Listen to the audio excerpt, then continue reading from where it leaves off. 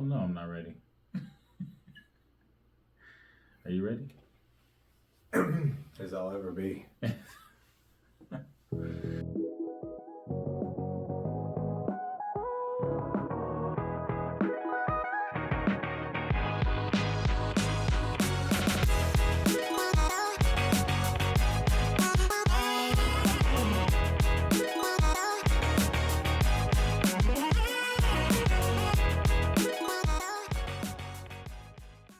This is Josie and Bo from the Ram and Crab podcast, and today we're just going to go over a little overview of our training, what kind of training we're doing, how many times a week, that sort of thing.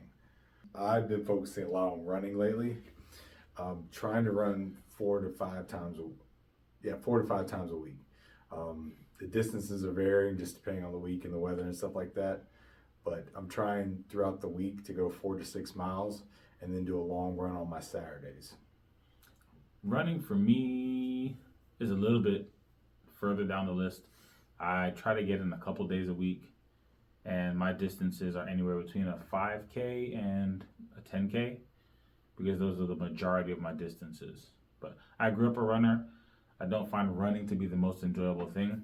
I like I like the jungle gym aspect of Spartans a little more than the actual running part, but I do try to get between 5 and 10K a couple times a week.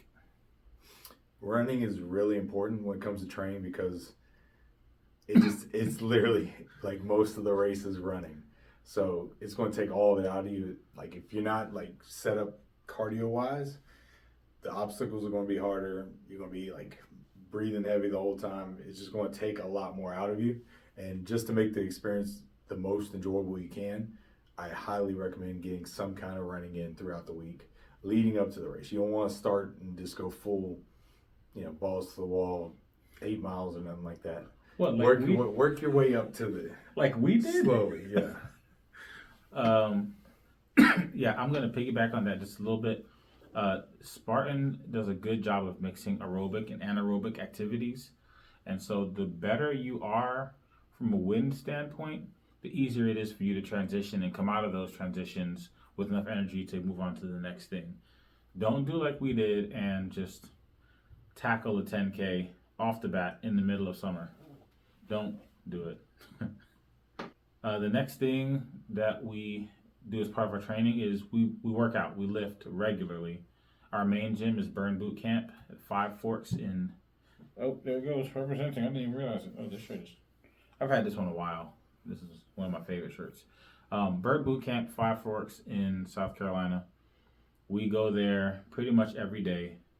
The workouts vary. You have athletic conditioning, you have metabolic conditioning workouts, lower body strength days, upper body strength days, full body strength days, just kind of speed and agility days. It varies a good bit, and we like to take advantage of that. Great community too. That's where I met Bo at.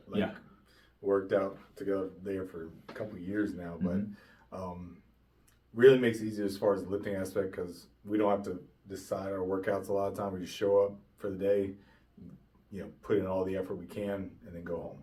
So definitely recommend trying one if you have one in your area.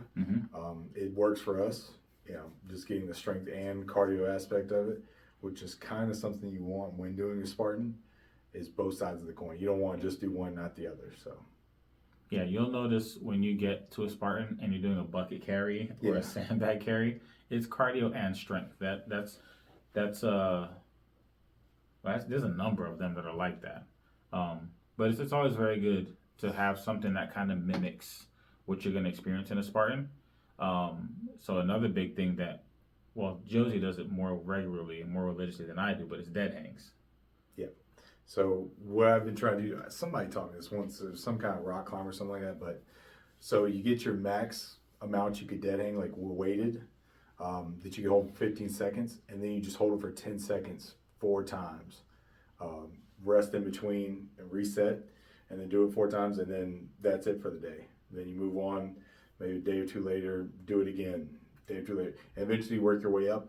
And I went from not being able to really monkey bar that well to I can hang from one arm for a couple seconds. So there's improvement. I mean, it's not the greatest, but it works for me as far as helping build that strength up.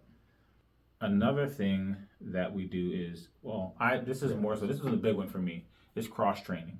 A good way for me to get some cardio in that's not strictly running. A good way for me to keep my joints used to a lot level of movement, keep my flexibility up, is I cross train. I play basketball with my friends regularly. Every week I'm playing basketball, and I find it to be a really good way to mimic some of that aerobic and anaerobic work that I do. So cross training is a really big one for me. Gets me cardio, lets me use my joints, lets me keep my flexibility up. Now to my favorite part, recovery. So certain things that we do to try and recover, because you can tear down the muscles and, run all the miles and stuff like that. But if you're not like resting and, recovering, then it's all going to waste. So a couple things we do for recovery. I'm trying to work on my flexibility and stretching. Never been great, not that flexible, so it is a work in progress, but I'm trying to keep a constant with that just to kind of work on it and help. You touched on something though, rest. Like, oh yeah, a lot of the gains that we make physically aren't made while we're doing the work. We set ourselves up to make those gains when we actually rest and let our body recover. That's when our body decides, oh, we put in so much work, we need to be prepared for this kind of work in the future. So it lets you make those gains. So rest is so important. Stretching is so important. I've actually dedicated 2 days out the week to rest. Like I'll do stretching on those days, but I'm not running, I'm not working out. Those are my days to just try and reset. And I'm realizing I need it more than I thought. So yeah, I think the concept of systemic load, like the thing is on our non-rest days, we're really just kind of going all out. We're giving it everything we got in a responsible way. We're not just destroying ourselves. Well, we would never do that. No, never. Never.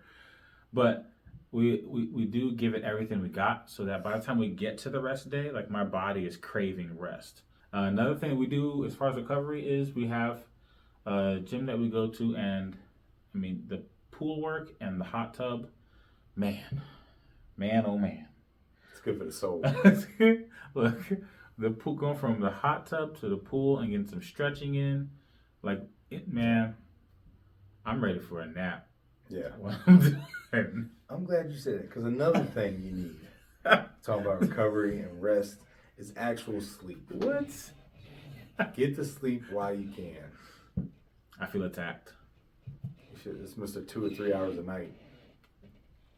I can't even argue that. 3 or 4. 3 or 4. As soon as you looked over, I was like, damn, he's going to say it. He's going to say it. Get to sleep. Also, take naps. Naps are good for you. Some researchers somewhere proved it in some study on some paper. Somewhere. Just trust us. Sleep when you can. Yeah, take our word for it. Last, nutrition. Yep. I think that deserves its own video, because it's a whole set of... Yeah.